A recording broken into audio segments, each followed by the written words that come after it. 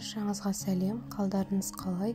Бүгін сіздерменен өте оңай, жеңіл, уақытты көп қажет етпейтін, қолжетімді ингредиенттерден тұратын рогалики рецептісімен бөлісемін.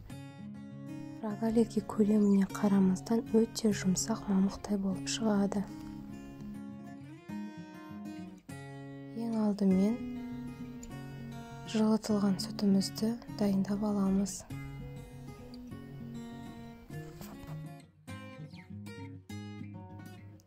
Оның үстіне 2 қасық қант саламыз.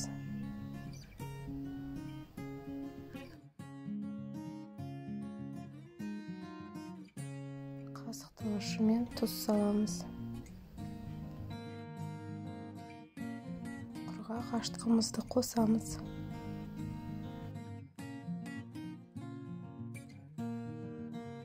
Жақсылап араластырамыз.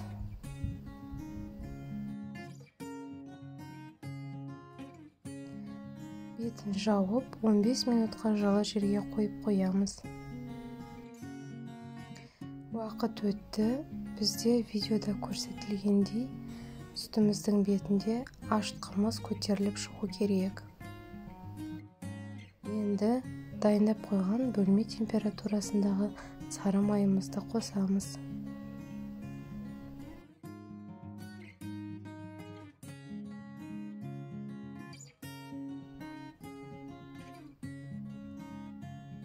Жақсылап қолымызбенен араластырамыз.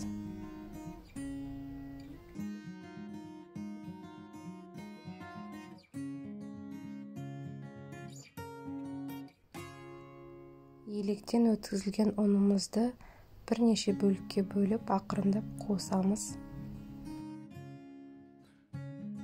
Қолымызбен барлығын жақсылап араластырамыз.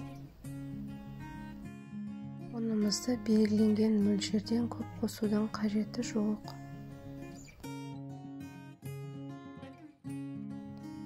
Барлық ұнды қосып, видеодағыдай қамыр елей бастаймыз. Дайын болған қамырымыздың бетін жауып, жылы жерге қамырымыз көтерілгенше қойып қоямыз. Қамырымыз осылдай үлпілдек болып көтерілуі керек.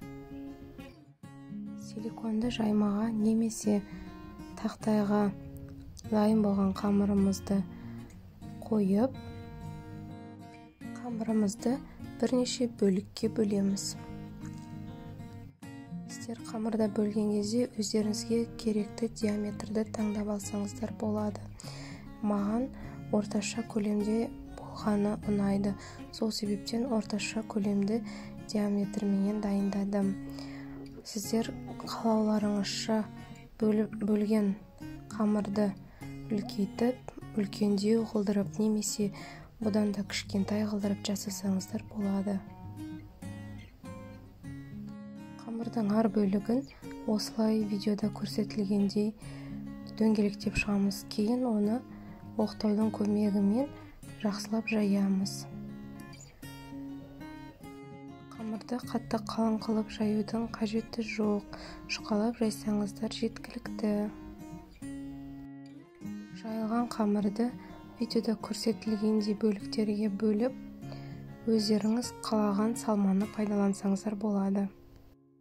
Мен салманың 2 түрін пайдаландым. Біріншісі вареная сгущенка, екіншісі мягкая карамель. Бұл жерге кез келген салма елеседі. Сіздер тосапты немесе джемді де пайдалансаңыздар болады. Бірақ тосап міндетті түрде қою болуы қажет.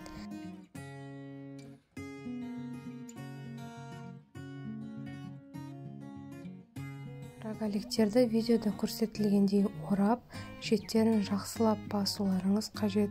Себебі ішіне салынған салмамыз ағып кетпеу үшін шеттерін жақсылап басқандарыңыз дұрыс болады. Рогаликтер кішкентай көлеміне қарамастан өте нәзік, жұмсақ болып піседі.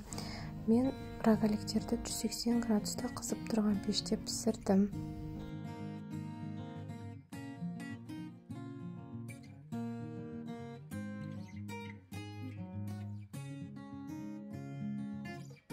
Мәлике бірінші жасағаннан өте нәзік, жұмсақ, үлпілдек болып шығады. Дәл видеодағы рецептіні пайдаланыңыздар. Каналға тіркеліп, лайк басып, комментарий жазуды ұмытпаңыздар. Назарларыңызға рахмет.